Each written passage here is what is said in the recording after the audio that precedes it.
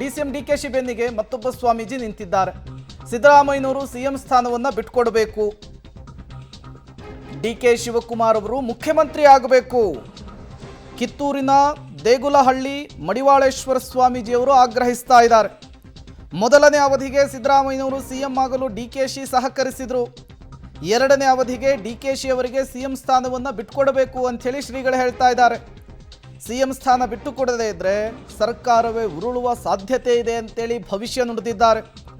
ಮಡಿವಾಳೇಶ್ವರ ಮಠದ ವೀರೇಶ್ವರ ಸ್ವಾಮೀಜಿಯವರು ಆಗ್ರಹಿಸಿದಂತಹ ರೀತಿ. ಈ ಮೂಲಕ ಡಿಸಿಎಂ ಡಿಕೆ ಶಿವಕುಮಾರ್ ಪರವಾಗಿ ಮತ್ತೊಬ್ಬ ಶ್ರೀಗಳು ಬ್ಯಾಟನ್ನು ಬೀಸಿದ್ದಾರೆ.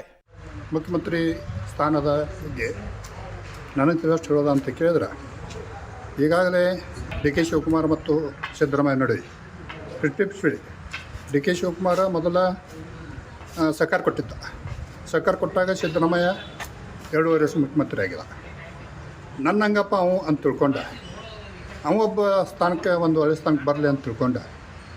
ಖುಷಿಯಿಂದ ಮನಸ್ಸಲ್ಲೇ ಕುರ್ಚಿ ಬಿಟ್ಟು ಕೊಟ್ಟ ಅಂತಾರೆ. ಜನರಲ್ಲೂ ಕೂಡ ಒಂದು ಒಳ್ಳೆಯ ಮನೋಭಾವ ಅವನನ್ನು ಬರ್ತೈತಿ.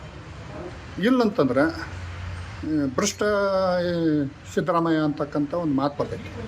ಅದು ಬಿಡೋದು ಮತ್ತು ಹಿಡೋದು ಅವನ ಕೈಯಾಗ. ಅದು ಏನು ಬೇಕಾದ ಅವ್ನು ಮಾಡಲಿ, ನಂದಿಟ್ಟು ಮಾತ್ರ ಹೇಳೋದಕ್ಕೈತಿ, ಹೇಳ್ತೀವಿ ಇಷ್ಟು.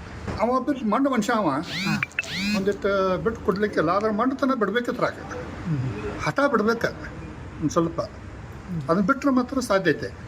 ಮತ್ತು ಹಠನ ಸಾಧಿಸವಂತಂದ್ರೆ ಇನ್ನು ಯಾರು ಏನು ಮಾಡಕ್ಕೆ ಜನರ ಕಡೆ ಅಭಿಪ್ರಾಯ ಆಗ್ಬೋದು, ಜನರ ಕಡೆಯೂ ಪರಿಣಾಮ ಆಕೈತಿ. ಒಂದೇಳೆ ಸರ್ಕಾರ ಬಿದ್ದು ಹೋಗ್ಬೋದು. ಈ ನಿಟ್ಟಿನಲ್ಲಿ ಸರ್ಕಾರ ಬಿದ್ದು ಹೋಗ್ಬೋದು. ಅಧಿಕಾರ ಬಿಟ್ಕೊಡ್ಲಿಲ್ಲ ಸರ್ಕಾರ ಬಿಟ್ಟು ಸರ್ಕಾರ ಬಿದ್ದು ಹೋಗ್ಬೋದು. ಇದು ವೀರೇಶ್ವರ ಸ್ವಾಮೀಜಿಯವರ ಆಗ್ರಹವಾಗಿರುವಂಥದ್ದು.